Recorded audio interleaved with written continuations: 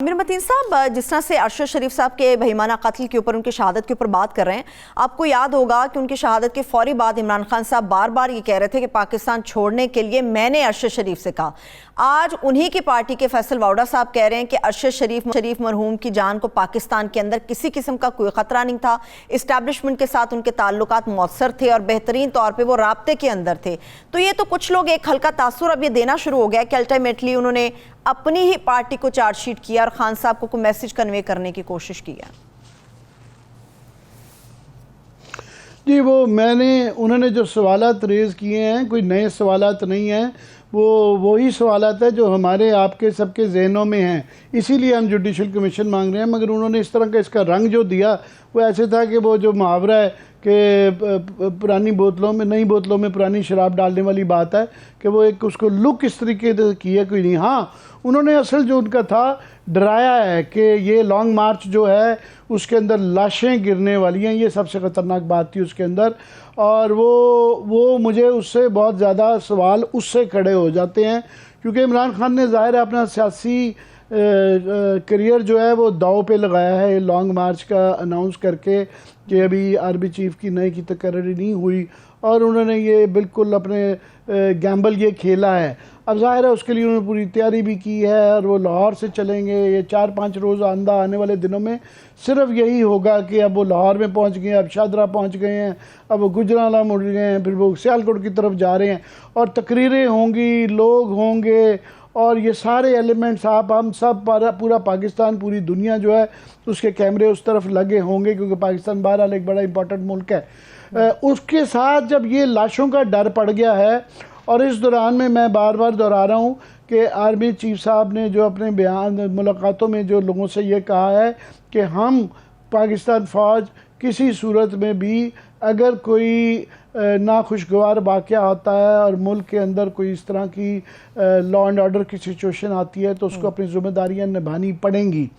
और जब ये लाशों की बातें हों और इस तरह की वो हों तो फिर ख़तरे की अलार्म जो है ना वो बजने शुरू हो जाते हैं हर एक के लिए कि ये किस तरफ जाया जा रहा है। और सबसे ज़्यादा इसके अंदर इन शुबहात में मज़ीद इजाफा इसलिए हो जाता है जब नवाज शरीफ साहब की आज जो उन्होंने ट्वीट की है कि उनको भी कुछ इस तरह के ही शुबहात हैं। उन्होंने कहा जी इमरान खान का लॉन्ग मार्च किसी इनकलाब के लिए नहीं है बल्कि अपनी मर्ज़ी का आर्मी चीफ लगाने के लिए है। अब इसकी इस जुमले की तशरीह आप कुछ भी कर सकते हैं कि इस वक्त ज़ाहिर है इख्तियार जो है वो तो गवर्नमेंट के पास है, वो PDM की गवर्नमेंट है, उन्होंने लगाना है। तो वो ये इस शुबे का इजहार कर रहे हैं कि जो लॉन्ग मार्च के नतीजे में कुछ ऐसी मौका आ सकता है कि जिसके ज़रिए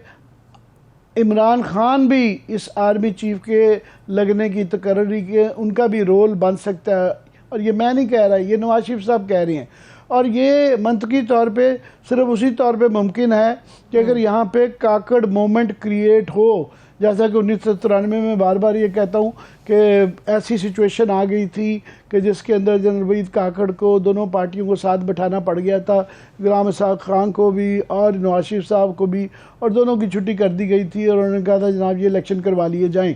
तो ये नवाज शरीफ साहब जब ये कहते हैं तो ये फिर ज़ाहिर है उनके यहाँ आने से, बाहर बैठने से, धरना देने से तो ये नहीं होने लगा क्योंकि माजी में जब भी कभी इस तरह की तब्दीली आई है उसके अंदर इस्टेब्लिशमेंट का एक रोल होता है। तो ये जब उसके बाद इमरान खान बार बार इसरार कर रहे हैं कि हम इसको अमन रखना चाहते हैं, हमने अपने वर्कर्स को कहा है कि इसके अंदर तशद्दुद नहीं होना चाहिए, मगर नज़र आ रहा है साथ में कि उनका जो प्लान है उससे पूरा मुल्क जाम हो जाएगा जब वो पिंडी में आके बैठ जाएंगे। और ये हफ्ते 10 दिन लंबा काम है, ये एक दिन का धरना नहीं है। और तो फिर जाहिर है इस्लामाबाद टोटली जैम पैक्ड हो जाएगा, बाहर के लोग अंदर नहीं आएंगे, अंदर के लोग बाहर नहीं जाएंगे। तो किसी ना किसी को तो फिर सुलह करवानी पड़ेगी, एक रेफरी आएगा, अंपायर आएगा, वो फिर अंपायर के हाथ में जाता है। ये इमरान खान भी मेरा ख्याल यही चाह रहे हैं और उनको भी यही शुबा है कि नवाज शरीफ साहब को भी ये कि वो ये करने जा रहे हैं कि अपनी मर्ज़ी का आर्मी चीफ लगवाने जा रहे हैं। ये जब चारों तरफ से ये वाली आएँ तो ये इसकी अहमियत जो है इस धरने की, इस सियासत की और बहुत ज़्यादा बढ़ जाती है। ठीक है। और इस सारे के दरमियान में हमारे लिए सबसे अफसोसनाक पहलू ये है कि हम जो है, हमारा ध्यान है अरशद शरीफ पे। हमारा एक बहुत ही करीबी दोस्त, साथी, भाई अरशद शरीफ, उसकी शहादत हुई है, कल उसका जनाजा है। हम बड़े अफसरदा हैं, हमारा सारा फोकस है उसकी तहकीक के ऊपर, और ये जो सारा फोकस सियासत की तरफ जा रहा है, हालांकि काफ़ी सारी सियासत उसके जस्ते खाकी के इर्द गिर्द घूम रही है, मगर हम ये नहीं चाहेंगे कि उसकी तहकीक से हट के जो है किसी चीज़ के ऊपर फोकस करवाया जाए। उसको हमें दफन कर लेने दें, उसको हमें उसकी जुडिशल इंक्वायरी कर लेने दें, उसके साथ ये सियासत चलती रहे, ये धरने चलते रहे। हमारी कम्युनिटी के लिए सबसे इम्पॉर्टेंट इशू जो है वो अरशद शरीफ साहब हैं, और वो उनकी इंसाफ उनके ख़ानदान के लिए और हमारी कम्युनिटी के लिए, उसके दोस्तों के लिए इंसाफ है। बिलाशुबा आमिर मतीन साहब, इसी को लेके आगे बढ़ते हैं, मगर मैं मलिक अहमद खान साहब जो कि वज़ीर-ए-आज़म शहबाज शरीफ साहब के मुआविन ख़ुसूसी हैं, उनको भी सुन रही थी। बड़ी ख़तरनाक उन्होंने भी गुफ्तगू की। उन्होंने कहा कि अगर तो अनारकी हुई तो गवर्नर राज का जो ऑप्शन है वो हमारी टेबल पर मौजूद है, और अगर सूबा विफाक के मामलात को ख़राब करने की कोशिश करेगा तो डेफिनेटली हमारे पास ये भी ऑप्शन है कि फ़ौज को बुला देंगे हम। जी, मैं भी अहमद ख़ान साहब की मैंने भी देख रहा था, तो बिल्कुल उन्होंने अच्छी बातें, बाकी उनके जो बाकी लोग हैं, राना सनाउल्लाह और गवर्नमेंट के लोग हैं, उन्होंने तो बगैर पहले जुडिशल कमीशन के बगैर ही फैसले कर दिए। भेजना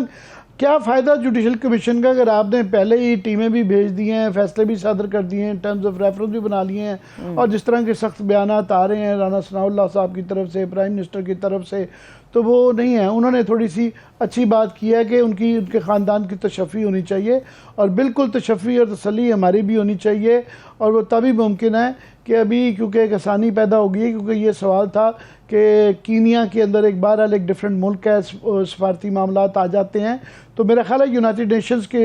ऑफ़र करने के बाद कि वहाँ इंक्वायरी होनी चाहिए, और अमेरिका की भी एक इंक्वायरी होनी चाहिए उनकी मदद लेके, और इंटरनेशनल ऑर्गेनाइजेशन जो जर्नलिस्टों की हैं उनके ताबन से ये मुमकिन है कि ये करवाया जाए, क्योंकि ये जमाल खशकोगी के वाक़े से कम अहमियत का वाक़या नहीं है। इसके अंदर बहुत ज़्यादा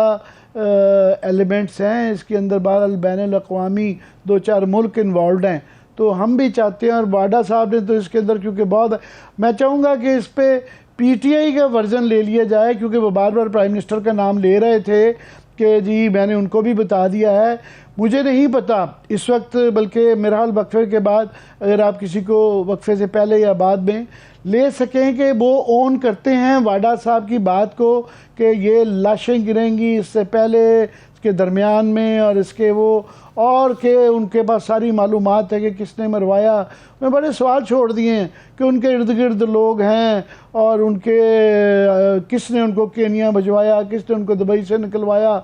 अब वो हम बड़े कंफ्यूज्ड हैं। उन्होंने सिंपली जो है सिर्फ एक ज़रूर किया है कोशिश कि जनाब मैं असल में इस्टेब्लिशमेंट का आदमी हूँ और उनका कोई रोल नहीं है। तो भाई साहब वो भी हम तो चाह रहे हैं इंक्वायरी हो जाए, जस्टिस का जो रोल है वो पता चल जाए। तो जिस तरह राना सनाउल्लाह साहब अपने फैसले सादर ना करें, वो भी हमें फैसले ना बताएं कि उनकी इन्फॉर्मेशन कोई है उस कमीशन के आगे दे। ये सवाल ना छोड़ के जाएं और इसके अंदर जो है ना जेम्स बॉन्ड फिल्म ना बनाएं। ये बड़ा संजीदा मामला है और बहुत बड़ी ट्रेजेडी है, और ये पाकिस्तान के आप एक बहुत बड़े इवेंट्स, पॉलिटिकल इवेंट्स होने जा रहे हैं। शायद इसके अंदर कुछ ना कुछ जो है बड़े फैसले हों, तो उसके बीच में ये इस तरह का एक मौमा छोड़ देना, और इसको पंजाबी में कहते हैं शुरलियाँ छोड़ देना, और उसके बाद है तो ये मेरा ख्याल इमरान खान साहब को पीटीआई के अंदर किसी को जवाब देना है कि क्या उनकी ये नुमाइंदगी कर रहे हैं इस वक्त जो फैसल वाडा साहब कह रहे हैं, या ये उनका ज़ाती बयान है। क्योंकि वो बार बार प्राइम मिनिस्टर का नाम, साबिक वज़ीर आज़म का नाम ले रहे हैं कि जी मैंने उनको भी बता दिया था, ये बिल्कुल मेरी तायीद कर रहे हैं, और मेरे ही कहने पे उन्होंने ये कहा कि इसकी जान को ख़तरा है। सो ये बहुत ज़्यादा सवाल, जवाब नहीं मिले, सवाल हैं, हमारे भी सवाल हैं। अब मसला ये है कि इन सवालों का जवाब आएगा कैसे।